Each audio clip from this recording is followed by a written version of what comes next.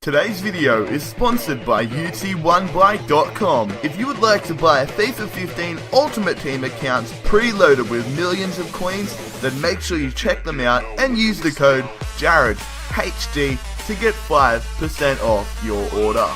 Nice. G'day guys, how's it going? It is JarradHD here. Welcome to episode number 42 of the Walsall Career Mode series. We're kind of in the back end of the season now, which is quite nice.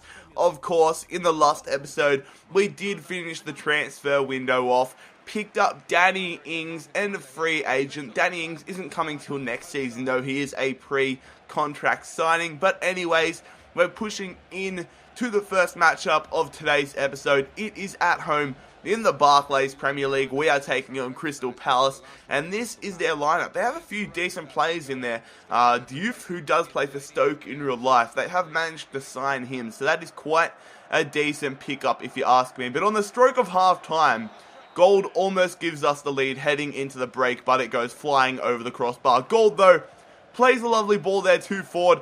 Anthony Ford, one-on-one, gets it past Julian Speroni and gives us a 1-0 advantage 3 minutes into the second half. Fantastic finish, a great run, and a great piece of vision there from Gold to play it through to Forde. But Crystal Palace, they want to get back into this game. It is Boateng to MacArthur, to Joe Ledley, back to MacArthur.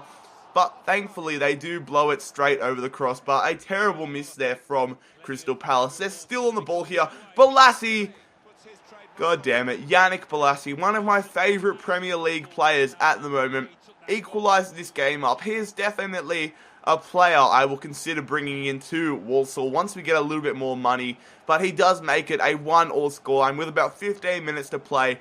And unfortunately, that is how the matchup ends. A decent one draw against Crystal Palace, but I was hoping for more considering it was our home game. Doesn't matter though, we got to just get our confidence back and really regroup for this away matchup. We are taking on 20th place Derby County.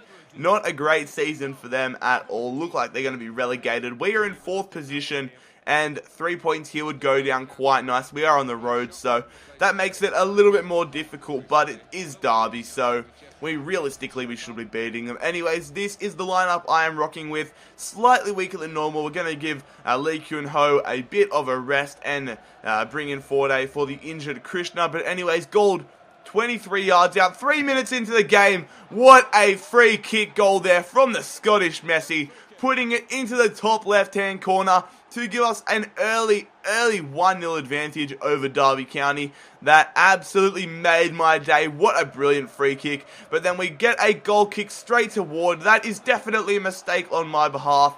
And that meant that Adam Batt, our free agent signing, he had to make the dangerous challenge. And we've paid the consequences. A red card there for Paul Batt, excuse me. I think I said Adam Batt. But anyways, Derby, they are on the attack now. Bryson plays it through. It goes to Will Hughes, who plays it to Ward. Ward is one-on-one with Merritt, and he puts it straight through the legs of Merritt, unfortunately, making it a 1-1 scoreline 48 minutes in this matchup. Not very pleased with that at all, but it was always going to come considering Derby did have the man advantage. And then with 9 minutes to play, we make the same mistake for the second time this matchup, passing it along the ground off the goal kick.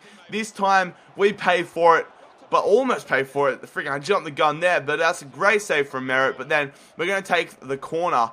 Will Hughes, I believe it is. I believe that's his name. It's Hughes, but he plays it short to Shotton. Shotton crosses it. It gets deflected, and Russell is able to get his head onto it, giving Derby a late 2-1 advantage. And then 4 minutes later, Bryson, the long throw into Hendrick. It goes back to Bryson. Bryson back to freaking Ward.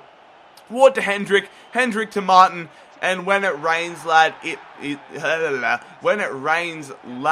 it pours. And Derby, they have a 3-1 advantage. And the red card, it really cost us. It's just crazy how one simple play can change a whole matchup. One poor mistake on my behalf where I decided to pass it straight along the ground. That stuffs us up. and we pick up a 4-1 loss away from home against Derby County. Definitely not the result we were hoping for. Probably our worst loss of the whole entire series, really. 4-1 against Derby, a side that's coming last, considering we were in the top 4.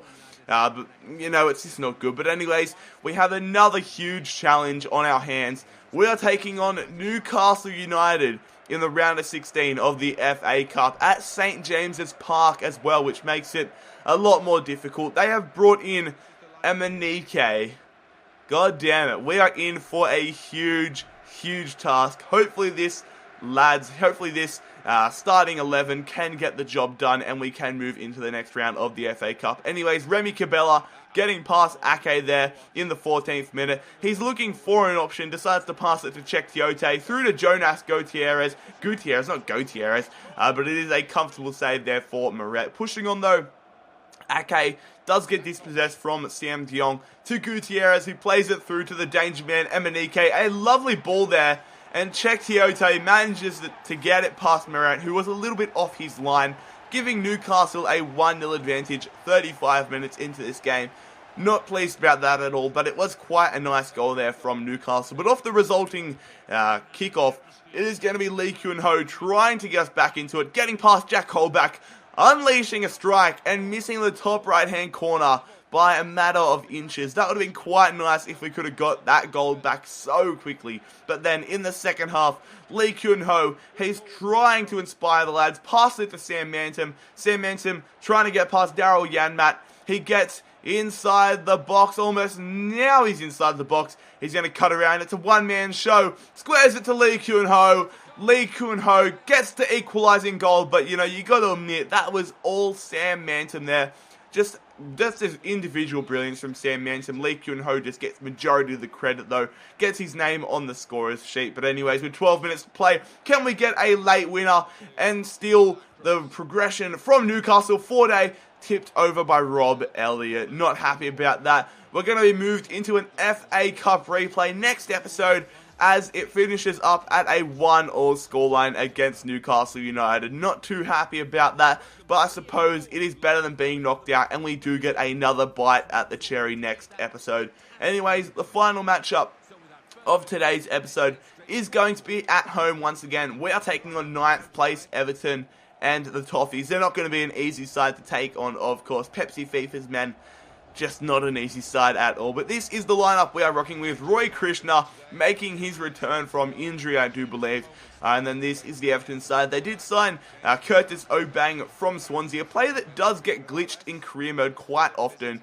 He did get listed in the January transfer window. I did remember seeing headlines saying that he wanted to leave the whole time. But Krishna almost gets a goal on his return from injury. Don't know how he didn't manage to get it. Just a good piece of scrambling play from Leighton Baines, I do believe. Oh, no, sorry, I think it was Seamus Coleman. But anyways, Baxendale, he's going to cut around. 1-on-1 with Timmy Howard, squares it to Gould. And this time we don't stuff up the squared opportunity. Ryan Gould being one of the best signings of the series, giving us a 1-0 advantage against Everton.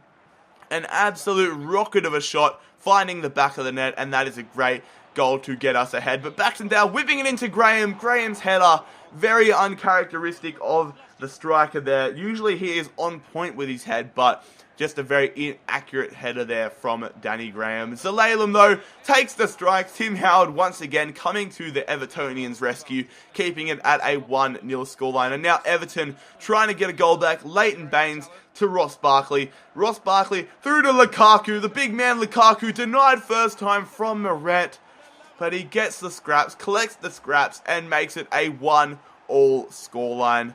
Not what you want. Not good at all. But then with 12 minutes to play, McCarthy to Stephen Pienaar. Pienaar to Lukaku. Lukaku takes the strike, but it is a fantastic save there from Moret, resulting in this matchup ending up as a 1-1 scoreline. You know, mixed emotions. Everton is a good team to get a draw against, but we could have easily won this game. Doesn't matter though, lads. With 11 games to play in the Premier League season, we are sitting in the Champions League qualifying positions, 5th place on 42 points, but the table, it is so close. If we lose a lot of our games, we could be in the bottom half of the table. Look at that. 12 points between us and 15th place Crystal Palace. So, Going to be a tight end to the season, but hopefully we can get Europa League. That would be quite nice. Anyways, lads, if you did enjoy today's episode of the Walsall Road to Glory Career Mode series, make sure that you smash that like button. Subscribe if you are new around here. Follow me on Twitter and Instagram to keep up to date with the channel. But most importantly, lads, it has been JarradHD here. I'm out. Peace.